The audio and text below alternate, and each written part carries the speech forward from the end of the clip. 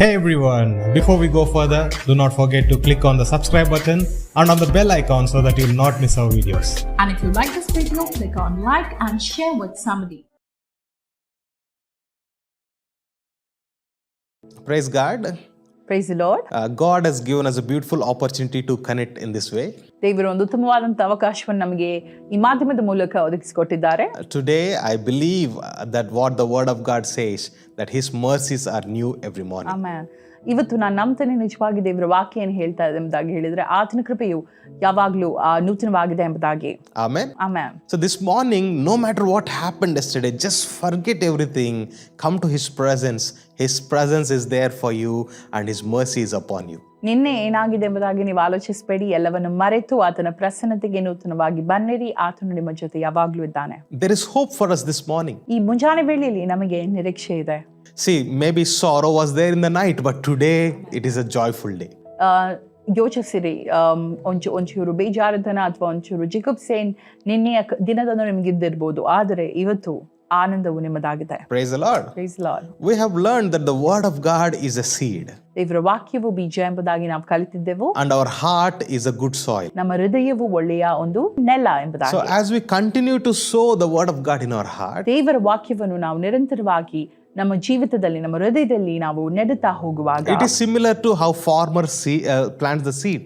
ಅದು ಒಂದು ರೈತನು ಹೇಗೆ ಬೀಜ ಬೆತ್ತುತ್ತಾನೋ ಅದೇ ರೀತಿಗೆ ಸಮಾನವಾಗಿದೆ. And as we meditate his word, ನಾವು ಆತನ ವಾಕ್ಯವನ್ನು ಧ್ಯಾನಿಸ್ತಾ ಇರುವಾಗ it is like he is pouring water amen, ಆತನು ನೀರನ್ನು ಆ ಬೀಜಕ್ಕೆ ಬಿತ್ತಿದ ರೀತಿಯಲ್ಲಿ or adding fertilizers to it. ಅಥವಾ ಗೊಬ್ಬರವನ್ನು ಆತನು ಆ ಒಂದು ಬೀಜಕ್ಕೆ ಹಾಕಿದ ರೀತಿ. And as we continue to practice the word of God, ಮತ್ತು ನಾವು ನಿರಂತರವಾಗಿ ದೇವರ ವಾಕ್ಯವನ್ನು ಅಭ್ಯಾಸ ಮಾಡುತ್ತಾ ಹೋಗುವಾಗ we see that word of God becoming fruitful. ನಾವು ನೋಡ್ತೇವೆ ದೇವರ ವಾಕ್ಯವು ಹೆಚ್ಚಾಗಿ ಫಲ ಕೊಡುವಂತದ್ದಾಗಿರುತ್ತೆ. Hallelujah. Hallelujah. See, that's what the Bible says here in Matthew chapter 7 verse 24 to 27. ಅದೇ ಮತ್ತಾಯ 7ನೇ ಅಧ್ಯಾಯ 24ರಿಂದ 27ನೇ ವಚನದಲ್ಲಿ ಕೂಡ ಬರೆಯಲ್ಪಟ್ಟಿದೆ. Let's read in Kannada. ನಾವು ಕನ್ನಡದಲ್ಲಿ ಓದೋಣ. ಆದುದರಿಂದ ಈ ನನ್ನ ಮಾತುಗಳನ್ನು ಕೇಳಿ ಅವುಗಳಂತೆ ನಡೆಯುವವನು ಬಂಡೆಯ ಮೇಲೆ ಮನೆಯನ್ನು ಕಟ್ಟಿಕೊಂಡ ಬುದ್ಧಿಯುಳ್ಳ ಮನುಷ್ಯನನ್ನು ಹೋಲಿಸುವನು. ಕಟ್ಟಿದ ಮೇಲೆ ಮಳೆ ಸುರಿಯಿತು, ಹಳ್ಳಗಳು ಬಂದವು, 4 ಕಡೆಯಿಂದ ಗಾಳಿ ಬೀಸಿ ಆ ಮನೆಗೆ ಬಡಿಯಿತು. ಆದಾಗ್ಯೂ ಅದರ ಅಸ್ತಿವಾರವು ಬಂಡೆಯ ಮೇಲೆದ್ದುದರಿಂದ ಅದು ಬೀಳಲಿಲ್ಲ.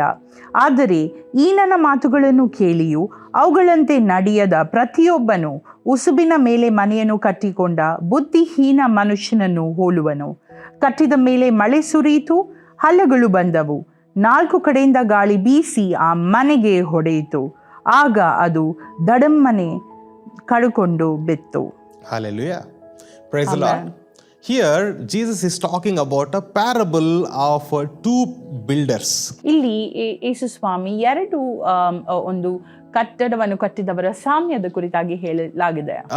One guy, he listened to the word of God and he followed it. ಒಬ್ಬ ದೇವರ ವಾಕ್ಯವನ್ನು ಕೇಳಿ ಅದರ ಪ್ರಕಾರವಾಗಿ ತನ್ನ ಜೀವನವನ್ನು ಅನುಸರಿಸ್ತಾನೆ. Another one is the one who listened but did not do anything about it. ಇನ್ನೊಬ್ಬನು ದೇವರ ವಾಕ್ಯವನ್ನು ಕೇಳ್ತಾನೆ, ಆದ್ರೆ ಅದರ ತಕ್ಕ ಹಾಗೆ ನಡೆಯಲಿಲ್ಲ. He is saying that the one who listens and does accordingly is a wise person. ದೇವರ ವಾಕ್ಯ ಹೇಳ್ತದೆ, ಯಾರು ದೇವರ ವಾಕ್ಯವನ್ನು ಕೇಳಿ ಅದರ ತಕ್ಕ ಅನುಸಾರವಾಗಿ ನಡೆಯುತ್ತಾನೋ ಆತನು ಜ್ಞಾನವಂತ ಮನುಷ್ಯನು. But you simply listen to the word of God and forget it, then the word of God says such person is a foolish person. ಆದ್ರೆ ನೀವು ದೇವರ ವಾಕ್ಯವನ್ನು ಕೇಳಿ ಅದನ್ನು ಮರೆತು ಬಿಟ್ರೆ ನೀವು ಬುದ್ಧಿಹೀನ ಮನುಷ್ಯರಿಗೆ ಹೋಲಿಕೆ ಆಗಿದ್ದೀರಾ. See, both of them built good buildings. ಅವರಿಬ್ಬರು ಒಳ್ಳೆಯ ಕಟ್ಟಡಗಳನ್ನು ಕಟ್ಟಿದ್ರು. ಹೌದು, They made good houses. ಒಳ್ಳೆಯ ಮನೆಗಳನ್ನು ಕಟ್ಟಿದ್ರು. One had a solid foundation. ಒಬ್ಬನ ಅಸ್ಥಿವಾರವು ತುಂಬಾ ಸ್ಟ್ರಾಂಗ್ ಆಗಿತ್ತು, ಶಕ್ತಿಯುತವಾದಂತದ್ದಾಗಿತ್ತು. The other one, the foundation was not strong, it was on sand. ಇನ್ನೊಬ್ಬನ ಒಂದು ಅಸ್ಥಿವಾರ ಮರಳಿನ ಮೇಲಿತ್ತು, ಅದು ಅಷ್ಟು ಗಟ್ಟಿಯಾಗಿರ್ಲಿಲ್ಲ. Both of them faced the storm. ಇಬ್ಬರಿಗೂ ಕೂಡ ಬಿರುಗಾಳಿ ಬಂತು and heavy rains fell. ಮಳೆ ಬಂತು, ಗಾಳಿ ಬೀಸಿತು, and the waves hit against the houses. ಅಲೆಗಳು ಕೂಡ ಬಂತು. Okay, lot of things happened. ತುಂಬಾ ವಿಷಯಗಳು ನಡೆಯಿತು. Weather changes, climatic changes. ಒಂದು ತಾಪಮಾನ ಚೇಂಜ್ ಆಯಿತು, ಹಲವು ರೀತಿಯಾದಂತ ವಿಷಯಗಳು ಇಲ್ಲಿ ನಡೆಯಿತು. But then the one who had good foundation, ಆದ್ರೆ ಯಾರಿಗೆ ಒಂದು ಬಲವಾದ ಅಸ್ಥಿವಾರವಿತ್ತು, that building did not shake. ಅದು ಅಲ್ಲಾಡಿಸ್ಲಿಕ್ಕೆ ಆಗ್ಲಿಲ್ಲ. But the one who did not have good foundation is founded on the soil, that house was shaken and fell down. ಆ ಅಸ್ಥಿವಾರವು ಯಾವುದು ಮರಳಿನ ಮೇಲೆ ಇತ್ತು, ಅದು ಸ್ಟ್ರಾಂಗ್ ಆಗಿರ್ಲಿಲ್ವೋ ಅದು ಬಿದ್ದು ಹೋಯಿತು. And the word of God says, Dhadum anta bittanu. ದೇವರ ವಾಕ್ಯದಲ್ಲಿ ಬರೆಯಲ್ಪಟ್ಟಿದೆ ದಡುಮ್ ಎಂಬುದಾಗಿ ಬಿತ್ತು ಎಂಬುದಾಗಿ. That means a sudden downfall. ಅಂದ್ರೆ ಅದು ಸಡನ್ ಆಗಿ ಆಕಸ್ಮಿಕವಾಗಿ ಬಿದ್ದು ಹೋಯಿತು ಅಂತ. Both looks like a good house. ಎರಡೂ ಕೂಡ ಒಳ್ಳೆಯ ಮನೆ ರೀತಿಯಾಗಿ ಕಾಣ್ತಾ ಇದೆ. But ultimately one fell down suddenly. ಆದ್ರೆ ಒಂದು ಸಡನ್ ಆಗಿ ದೊಡಮ್ಮನೆ ಬಿತ್ತು. What is that? ಅದೇನು? That is the building built on sand. ಆ ಕಟ್ಟಡವು ಮರಳಿನ ಮೇಲೆ ಕಟ್ಟಿದಂತ So ಕಟ್ಟಡವಾಗಿದೆ. Jesus says the one who simply listens to the word of God always is not a person who is actually wise. ಯೇಸು ಸ್ವಾಮಿ ಇಲ್ಲಿ ಹೇಳ್ತಾ ಇದ್ದಾರೆ, ಸುಮ್ಮನೆ ಯಾವಾಗ್ಲೂ ದೇವರ ವಾಕ್ಯ ಕೇಳಿದವನು ಅದು ಅವನೊಬ್ಬ ಜ್ಞಾನವಂತನಲ್ಲ. But then you listen and do it, obey it. ಆದ್ರೆ ನೀವು ವಾಕ್ಯವನ್ನು ಕೇಳುವುದರ ಜೊತೆಗೆ ಅದಕ್ಕೆ ತಕ್ಕ ಹಾಗೆ ನಡೆದರೆ Amen. Amen. That person is a wise person. ಅವನು ಜ್ಞಾನವಂತ ಮನುಷ್ಯನು. You see, we find ourselves sometimes going to all the prayer meetings. Everywhere prayer happens, we are there.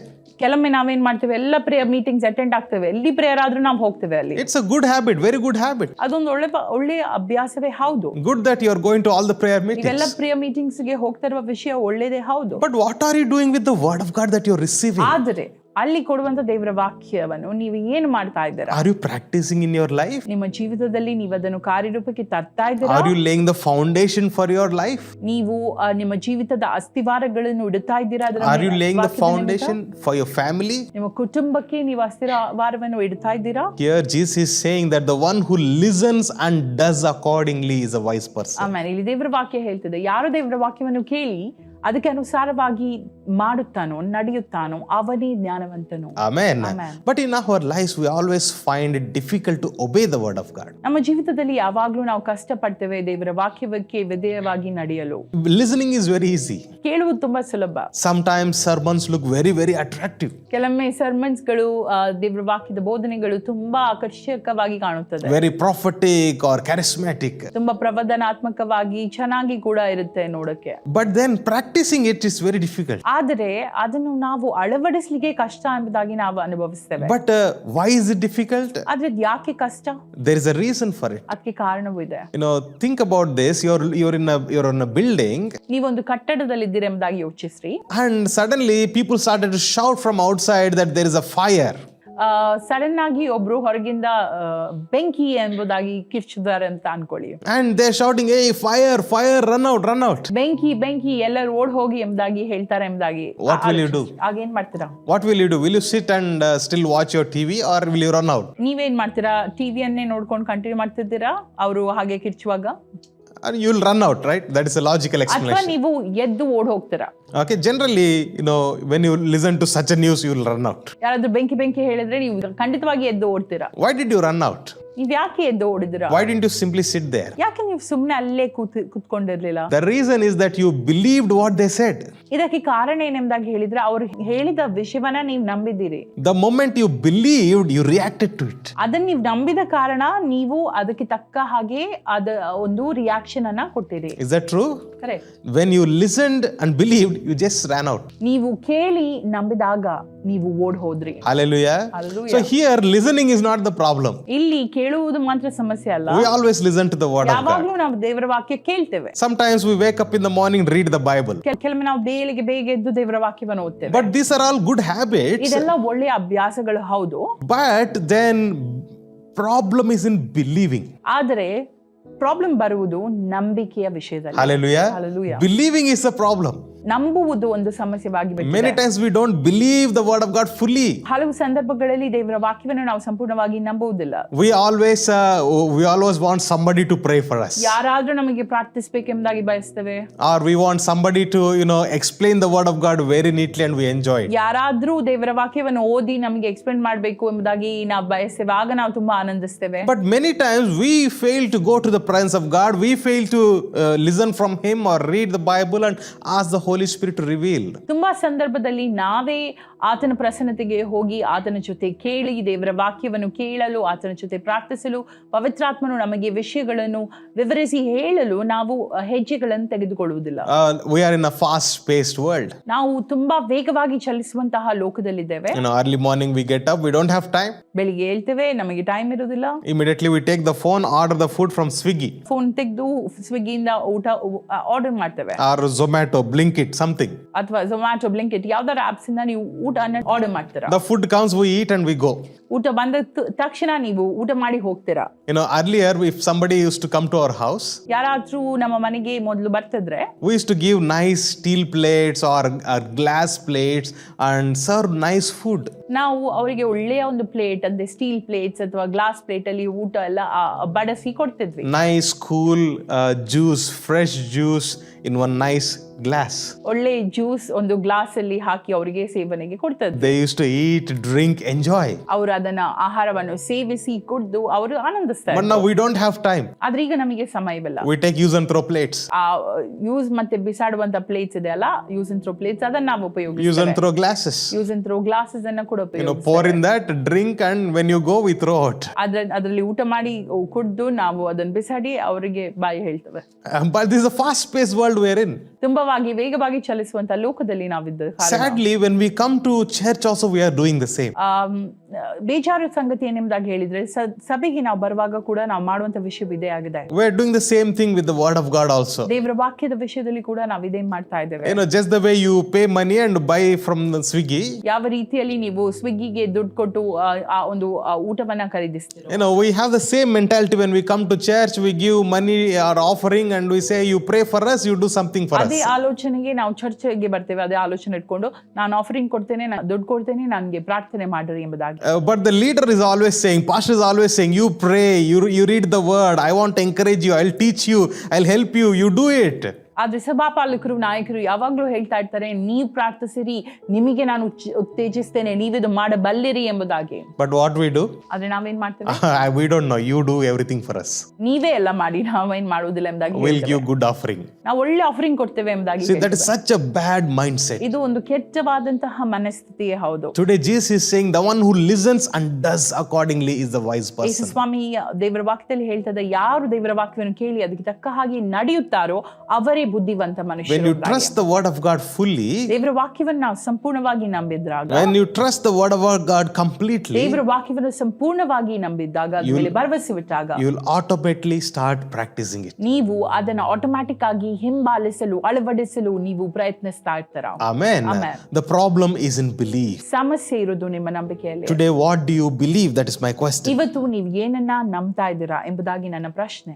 The word of God talks so much about our health, our finances, our problems, our issues. ದೇವರ ವಾಕ್ಯ ಹೆಚ್ಚಾಗಿ ನಮ್ಮ ಆರೋಗ್ಯದ ಕುರಿತಾಗಿ, ನಮ್ಮ ಹಣಕಾಸಿನ ವಿಷಯವಾಗಿ, ನಮ್ಮೆಲ್ಲ ಸಮಸ್ಯೆಗಳ ಕುರಿತಾಗಿ ಮಾತನಾಡ್ತಾ ಇರ್ತದೆ. And there is a solution in the word of God. ದೇವರ ವಾಕ್ಯದಲ್ಲಿ ಎಲ್ಲದಕ್ಕೆ ಒಂದು ಸೊಲ್ಯೂಷನ್ ಕೂಡ ಇದೆ. Why don't you go to the word of God this morning? ನೀವು ಯಾಕೆ ದೇವರ ವಾಕ್ಯಕ್ಕೆ ಹೋಗಬಾರ್ದು? ಮುಂಜಾನೆ Meditate upon the ಆ scriptures. ವಾಕ್ಯವನ್ನು ನೀವು ಧ್ಯಾನಿಸ್ರಿ. You have hope for today. ನಿಮಗೆ ನಿರೀಕ್ಷೆ ಇದೆ. Amen. ಆಮೆನ್.